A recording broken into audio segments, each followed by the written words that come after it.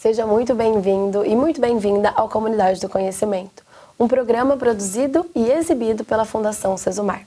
Eu sou Ana Luísa Ferreira e hoje eu tenho a honra de conduzir uma conversa sobre inspiração, transformação e a luta por um mundo mais inclusivo e acessível a todas as pessoas.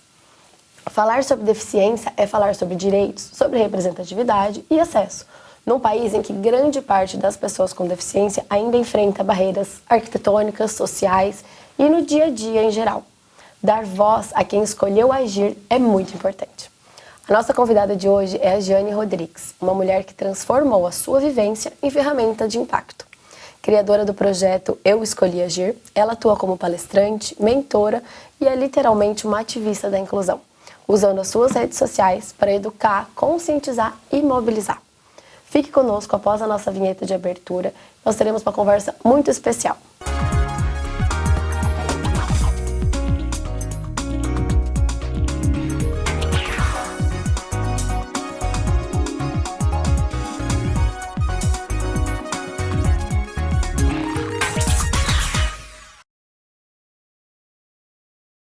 Estamos de volta com Comunidade do Conhecimento, um programa produzido pela Fundação Sesumar e exibido diariamente pela Rádio e TV Unisesumar.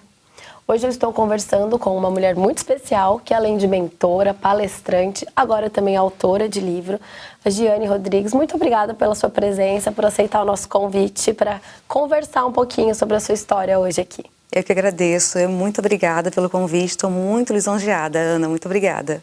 Giane, eu queria que você contasse do comecinho quem é a Giane e qual é essa sua trajetória, né, que hoje culminou num livro, né, num projeto que você chama de Eu Escolhi Agir. Quem é você e como é a sua história? Conta um pouquinho pra gente, por favor.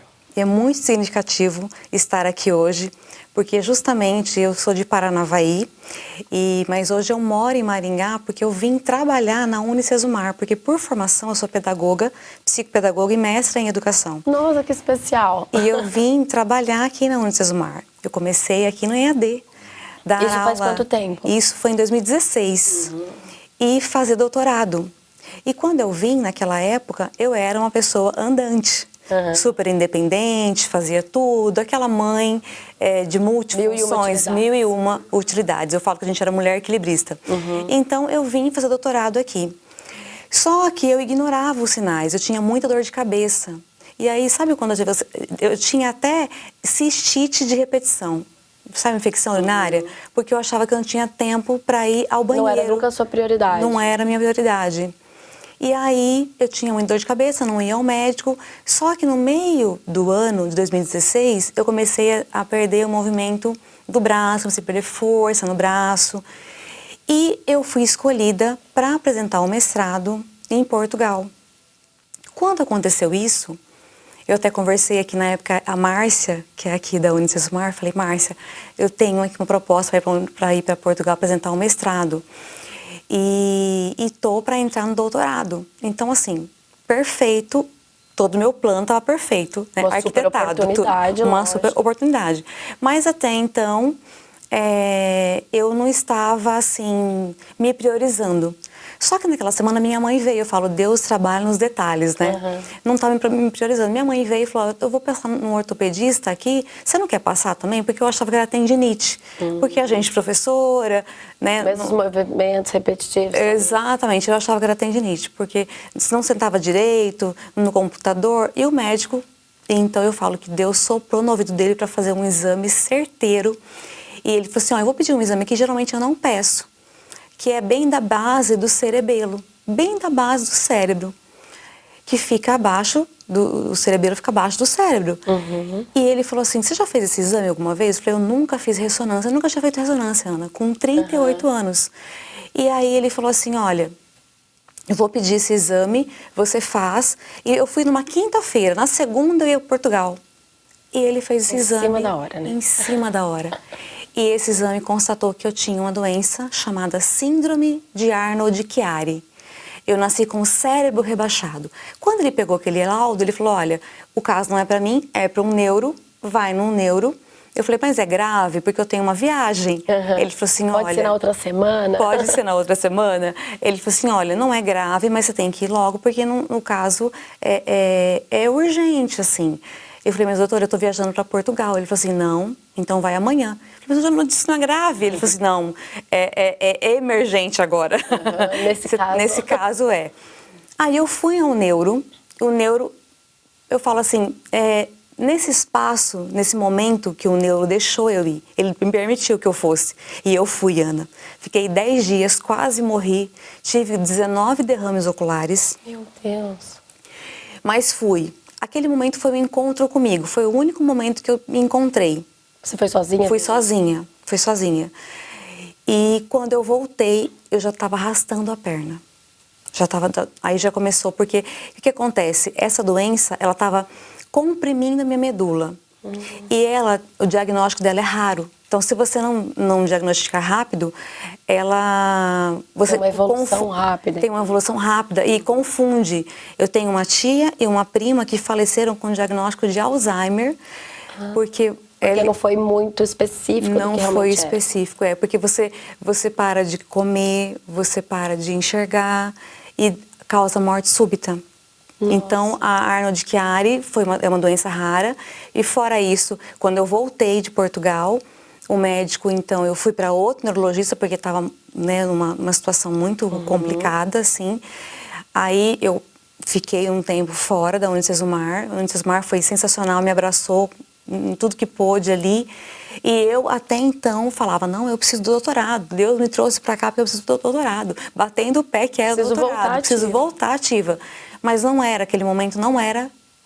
Deus me trouxe para Maringá para me salvar. Porque o diagnóstico, naquele momento, eu tinha que abrir a cabeça. O médico falou, Jeane, eu tenho que abrir a sua cabeça. Foram 450 pontos. E 98% de chance é de dar tudo certo. E 2% de dar uma fístula. E fístula é um líquido, que é o líquido que a gente tem na cabeça, e ele se aloja sequelas muito sérias. Em algum local e vai te dar uma sequela muito grave. Porque essa sequela, a gente não sabe se você vai poder andar ou não, a gente não sabe. Mas são 2% de chance. Só que a estatística a gente tem que considerar. Enfim. Quando é sobre a nossa vida, né, muda muito. Muda muito, mas eu não estava preocupada com isso, eu estava preocupada com o doutorado. Então, foi primeira cirurgia, beleza, fístula. Aí eu falei, meu Deus, não acredito. Ele falou assim, vou ter que abrir a cabeça de novo. Segunda cirurgia, fístula. E assim foi, de lá para cá, de 2016 para cá, foram 8 cirurgias. Abri a cabeça 8 vezes, até eu entender. Até você finalmente abrir a cabeça. Abrir a cabeça. Enxergar o que estava. E enxergar que a minha vida era muito maior, eu precisava pôr presença naquilo que Deus estava mostrando para mim, sabe? Que o meu propósito de vida era outro. Enxergar que eu precisava renascer. Então, a minha história de vida, ela é bem essa, assim. Hoje eu sou uma nova Jane, que daí surgiu o Agir sobre Rodas, né? Porque depois disso vieram mais 4 doenças autoimunes, mielopatia, placa e meningite hipertrófica, tenho crises convulsivas constantemente. Então, até eu digo que você me trouxe aqui, porque há 2 meses eu estava na cama, eu tive 14 crises convulsivas. Então, você está trazendo a Fênix novamente para renascer com esse programa sensacional que você me chamou aqui para entrevista. Porque, assim, a gente renasce o tempo todo tendo que se superar mesmo. Então, o programa Eu Escolhi Agir veio disso. De se renascer mesmo. Porque na vida, a gente não é aquilo que acontece. A gente é como você escolhe agir. Porque você tem 2 escolhas, ou desistir ou agir. Então, eu escolhi agir. E eu escolhi fazer parte de um programa, de desenvolver esse programa. Eu escolhi agir para que as pessoas vissem como que era o meu dia a dia. Então, como que é o dia a dia de uma pessoa com deficiência que levanta e escolhe agir todos os dias?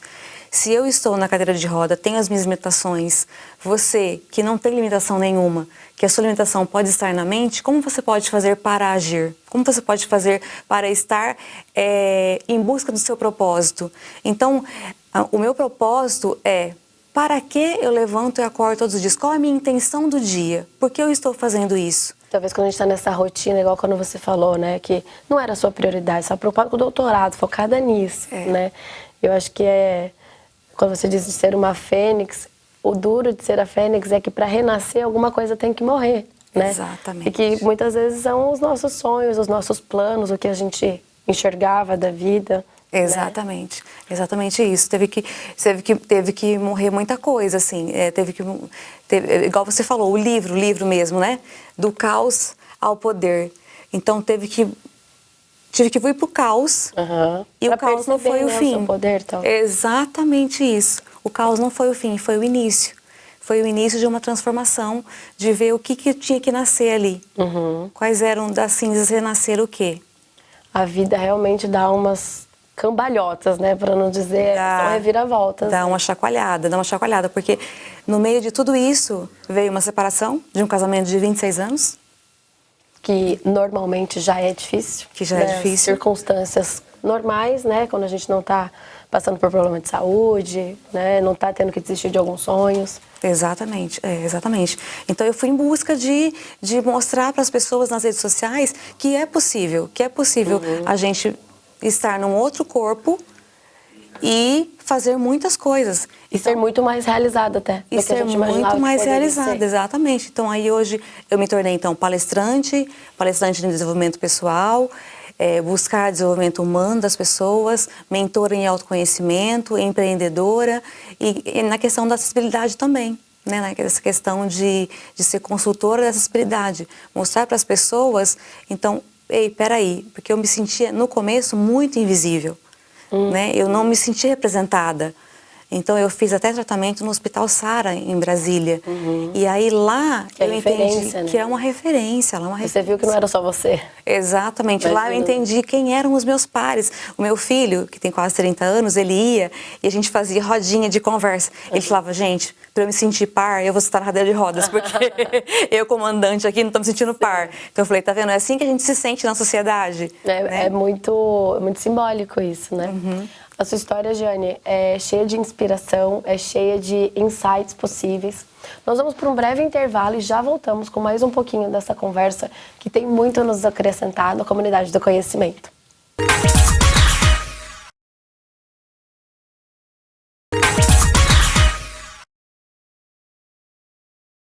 Estamos de volta com a Comunidade do Conhecimento, um programa produzido pela Fundação Sesumar e transmitido diariamente pela TV Unicesumar e também pela RUC FM. Eu sou Ana Luísa Ferreira e, como eu já disse, hoje eu tenho a honra de conversar com uma mulher que é pura inspiração e transformou as suas adversidades e impacto na vida de muitas pessoas. Giane, você estava me contando como a descoberta, né, da sua condição, da síndrome que você descobriu quase que por acaso, né, transformou a sua vida, o seu dia a dia, os seus planos, né? Nesse aspecto, como você vê que a deficiência afeta não só as pessoas que têm alguma deficiência, mas também a família no entorno, né? Como você havia contado que o seu filho foi participar, né, de algumas terapias, conversas, e para ele foi muito diferente também, né? Foi muito diferente. Aí eu digo que quando a gente tem alguém na família que tem alguma doença, é bem isso mesmo. Todo mundo adoece, né? Todo mundo em volta se envolve de alguma forma e é preciso ter muita rede de apoio, né? Então, assim, a deficiência ela impactou muito porque no momento eu era muito independente. Muito, e eu fiquei totalmente dependente. Então, esse é um grande baque já. Esse já é um grande baque. Então, assim, ficar com fralda, não poder mais tomar banho, tomava banho na cama. Então, tudo isso foi me deixando, assim, numa depressão muito grande. Então, ter uma rede de apoio. Então, o Sara foi muito importante. Buscar essa rede de apoio é muito importante. Porque o que ele fez com a gente? Em mostrar que a gente tem autonomia. Que você não precisa ser totalmente dependente. Para algumas coisas, faz parte, vou precisar. Faz parte. E até um dos pilares do meu método, da minha mentoria, o meu método chama ANDE, porque andar não é sobre passos físicos, é sobre movimento, é se movimentar de dentro para fora. Então, o primeiro pilar é a aceitação. Então, é aceitar. Então, a partir dessa aceitação, o que eu posso mudar aqui? Então eu posso transformar, que eu posso ter autonomia. Então eu não sabia sair da cama e ir para a cadeira de rodas. E aí eles me carregavam. Mas aí eu aprendi lá no Sara, a sair da cama com muito esforço. No começo eu caía, no começo eu rolava um pouco, e aí foi muito difícil, mas eu aprendi. Então, aprendi a ter autonomia. Então, então agora eu posso ir no banheiro, já consigo controlar, eu faço uma micção programada, que faço o xixi de 4 em 4 horas, então eu não posso passar disso, eu tenho que ter esse limite. Então, mas essa autonomia, agora eu tenho que conseguir sair da fralda. Então, sabe como faz com criança? Você literalmente lidou com a realidade. Então, assim, a realidade agora é essa. O que eu posso fazer a partir disso? Exatamente. Né? Eu acho que é isso que seria uma aceitação de uma forma positiva. De uma forma positiva. É olhar para tua realidade e ver, assim, essa perspectiva de vida aqui não vai me levar para o buraco, né? Não, eu posso fazer daqui para frente, o que eu posso fazer? Exatamente. É como as pessoas falam, do limão eu faço uma limonada, eu faço até um mousse. Mas eu tenho que levar para frente e olhar positivo para a minha vida. Porque Deus me deu uma outra chance. Na verdade, me deu 8, né? Você realmente ressignificou, né? Todos esses percalços, essas dificuldades. E nesse aspecto, muda muito a vida da pessoa com deficiência e a da família. E hoje, da forma que você atua, com o seu trabalho, como você acha que tem sido esse impacto, né, agora positivo, na vida de pessoas que também têm alguma deficiência, seja física, seja cognitiva, e a família ao redor, que realmente sofre junto. E sofre junto, a família sofre muito. Eu fiz um canal chamado também Agir Sobre Rodas. Então, a princípio, eu fiz um canal para quem tinha a doença síndrome de Arnold-Chiari, porque quem descobria ficava muito apavorado.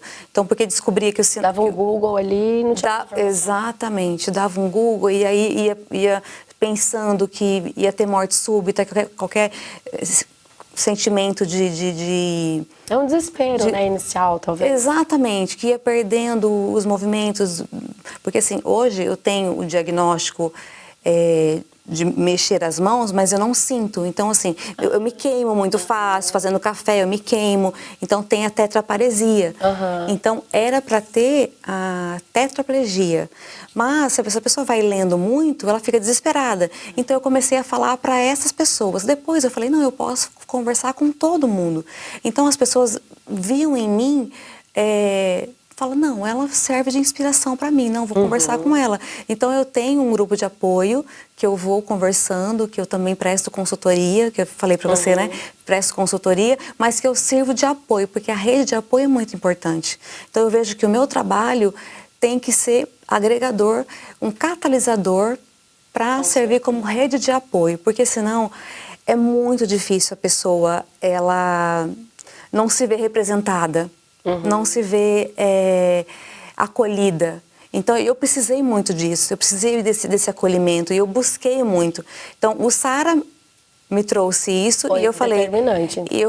Foi determinante, assim, o que o Sara trouxe para mim. De não se sentir sozinha, talvez. De não me sentir sozinha. Eu falei, vou levar, porque, assim, falar com as pessoas era uma coisa. Mas você sair daqui, então, por exemplo, Ana, eu saio daqui e vou para Santos, né? Vou para Bahia, vou para outros lugares, e as pessoas falam, mas você viaja, você vai, você volta. Eu falo, eu vou, graças a Deus, eu tenho ainda o privilégio de ter os meus filhos que me levam. Mas tem pessoas que do Sara, eles viajam sozinhos, eles vão com a cadeira de roda deles e viajam sozinhos. Tem outras pessoas também que fazem isso. Então, a gente tem que ir... Cada um foi se adaptando conforme, né, as circunstâncias. As circunstâncias. E as escolhas, claro. Exatamente. E daí esse lema de escolher agir. Porque é uma escolha que você faz. Você não pode escolher mais caminhar. Exatamente, né? exatamente. A partir daí, o que você pode escolher? É essa a mensagem que eu levo, sabe? É essa a mensagem que eu levo. Você pode ter esse poder de escolher. Por isso que o livro vem a calhar... Do caos ao poder, a escolha de agir que muda tudo. Acho que é muito bonito ver como, assim, se transformou numa sabedoria, né?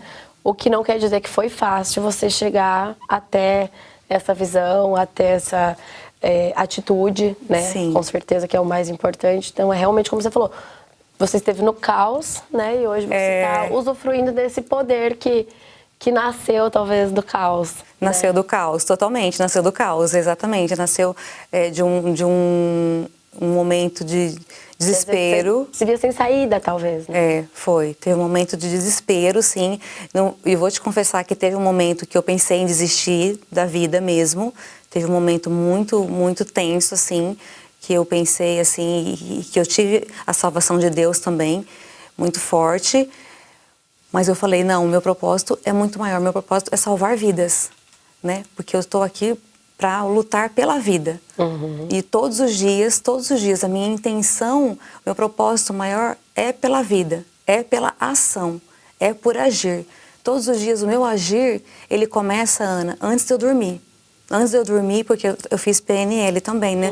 Então a programação linguística, a gente já programa o cérebro, a gente faz uma reprogramação já mental para você dormir com ela e acordar produzindo, acordar na ação. Agora, é o que você falou. É fácil? Parece que é fácil falando. Não, não é fácil, mas é uma escolha. Eu acho que assim, até quando, né, a pessoa se vê nessa situação, por muitas vezes surge até uma raiva, né, de quem está sendo positivo, de quem está... porque no momento realmente você não consegue, né, seja numa questão de depressão ou, né, de alguma dificuldade, você não consegue enxergar que é possível. Que é possível, né? Então, eu me lembro muito que na época da escola, os professores comentavam, a melhor forma de você aprender é você ensinar para alguém. Né? É verdade. Porque eles falavam, explica aqui, se você realmente entender, você explica para o amiguinho entender. E eu acho que eu vejo muito isso em você, né? É verdade. Você aproveitou do seu aprendizado para ensinar e transformar outras vidas, né? É verdade, que lindo. Fiquei até arrepiada com o que você falou. Uma conclusão própria, mas é o que você verdade, demonstra. que legal. Que a sua analogia foi muito interessante, gostei. Legal, gostei. E assim, se a gente for pensar em relação a nós, pessoas comuns, né? Que, não sou político, não sou profissional de saúde, a sociedade civil como um todo. E que muitas vezes não tem essa experiência, ou não tem essa experiência na família, porque eu vejo também que quando a gente tem um familiar que passa por algumas situações, por algumas condições, a gente passa a enxergar um pouco mais de perto, nunca, né, nos calçados da pessoa, mas a gente passa a defender muito a causa. Isso. Né? Mas para quem não tem nenhum contato, não vive isso, o que nós, enquanto sociedade, no geral, podemos ou devemos fazer para transformar a vida das pessoas com deficiência em realmente inclusiva, em mais qualidade de vida? Como que você vê isso? Quais são as premissas básicas? Então, esse olhar, eu acredito muito que esse olhar é um olhar de educação. A gente precisa educar muito, assim, sabe, Ana? Porque eu vejo que não é por mal, mas, por exemplo, nós fomos viajar agora tem um tempo, e a gente precisava fazer uma conexão. Então, olha só, a minha cadeira de rodas, ela foi para esteira. Então, assim, a pessoa... A lógica de... Né? A pessoa... Geralmente, quem está com deficiência fica indignado, fica nervoso. Poxa, será que não percebeu como é que você rolando da cadeira de rodas? Não, calma. Então, assim, eu sempre falo também para as pessoas com deficiência que assim, mas eu vou sair educando os outros? Não, eu vou sair educando sim. Não sei se é porque tu tem essa questão de ensinar mesmo. Eu vou sair educando sim. Então, assim, calma, tá tudo bem. Então, às vezes a pessoa não raciocinou mesmo, né? Não pensou mesmo. Talvez por uma ignorância no sentido mais claro, né? Exatamente. Não sabe, não entende. Então, assim, buscar mesmo, ter essa boa vontade, de abrir esses olhos, mas assim, a gente tem que ser visto. Eu falo que ter essa boa vontade de saber um pouco da... Então, isso que você está fazendo aqui é sensacional. Essa entrevista que você está fazendo comigo é sensacional. Então, abrir esse espaço é maravilhoso. Então, é ter mais é oportunidade para a gente aprender. É oportunidade para a gente aprender e a gente falar, né? A gente, né, mostrar a nossa voz, mostrar, olha, eu estou aqui. Então, porque quando eu me tornei cadeirante, eu não via cadeirante aqui em Maringá. Eu não via. Eu falava, gente, eu não via, ou eu não prestei atenção, ou eu... Tanto que quando eu mudei para cá, eu mudei para uma casa que tinha degraus... No meio da casa. Enormes. E eu ficava muito presa, eu falava, não, eu tenho que sair, eu tenho que ir na loja porque eu consumo, porque eu pago imposto, porque, né, eu Manter a sua rotina. eu tenho que manter minha rotina. As pessoas têm que saber que aquele estabelecimento não serve para mim, que ela tem que fazer uma rampa, né? Então, eu também tenho que falar, eu tenho que dar voz e as pessoas precisam abrir os ouvidos, abrir os olhos para enxergar esse momento, assim. Então, acho que tem que ter essa boa vontade para olhar para a sociedade. É o primeiro passo. Aprender. E é a educação. Eu acho que a gente pode fazer isso. Essa educação vir da gente mesmo. Eu acho que a gente pode, sim, vir das pessoas com deficiência, da gente falar e falar. Eu não gosto muito do ativismo, sabe? Eu vou mesmo pelo caminho do ensinar, sabe? É que o ativismo às vezes soa até um pouco agressivo, né? Mas eu acho que o caminho que você escolhe é totalmente o contrário, né? Eu acho que você talvez já aprendeu que dar murro em ponta de faca não resolve. Então, exato. Ficar brigando não resolve. Então, o que eu vou resolver? Você é muito mais da atitude, né? Eu sou da atitude, exatamente. Vamos por aqui. O que hoje a gente pode fazer? Hoje, então, eu já fui, por exemplo, dar uma palestra que tinha rampa, mas colocaram o som na rampa. Aí eu falei, olha, sou uma cadeirante metida, eu gosto de dar palestra no palco. Rapidamente, se eu chegasse lá e nervosa, Não, e desmonta, né? A gente vir com a gentileza, com a compreensão, né? De muitas vezes as pessoas também, né? São obrigadas, né? Mas vamos dizer que elas não sabem, não pensam, não vivem a mesma coisa. Exatamente. Né? Então, assim, aí a pessoa falou, nossa, meu Deus, é verdade e tal, nossa, me desculpa e tal. Faltou coerência, faltou né? Faltou essa coerência, faltou esse olhar, falou, nossa, então da próxima vez, é verdade, né? Porque eu falei, se me pedissem para palestrar embaixo, eu não ia palestrar, mas eu ia dar um jeitinho de palestrar no palco, né? Então, essa flexibilidade que a gente tem que ter para ir educando, e esse é o meu trabalho, de ir fazendo, e por isso que a consultoria é tão importante, de ter esse olhar. E eu tem um festival lá em Paranavaí, que eu sou consultora do festival de música lá em Paranavaí. Então, foi sensacional, assim, da gente colocar todo mundo na sociedade para olhar para as pessoas com deficiência. Olha, Jane, você está de parabéns. Primeiro pela sua mentalidade, que eu tenho certeza que não foi fácil chegar até aqui. E principalmente pelo seu trabalho, pela sua atitude, pelo seu agir. Muito obrigada pela sua presença, dividir um pouquinho da sua história conosco. Obrigada, Ana. E eu que fico muito lisonjeada mesmo, de coração, pela oportunidade. Nossa, estou muito feliz. Obrigada mesmo, de coração. Fico mais feliz ainda de ouvir isso. E a você que nos acompanhou, a gente espera que essa conversa tenha trazido reflexões e motivação para você também agir em busca de uma sociedade mais inclusiva, seus objetivos de vida e, claro, para se fortalecer no geral diante das dificuldades que podem surgir no dia a dia. O Comunidade do Conhecimento fica por aqui, mas você pode rever esse programa nas nossas redes sociais, no YouTube, da Rádio e TV Unicesumar. Até a próxima!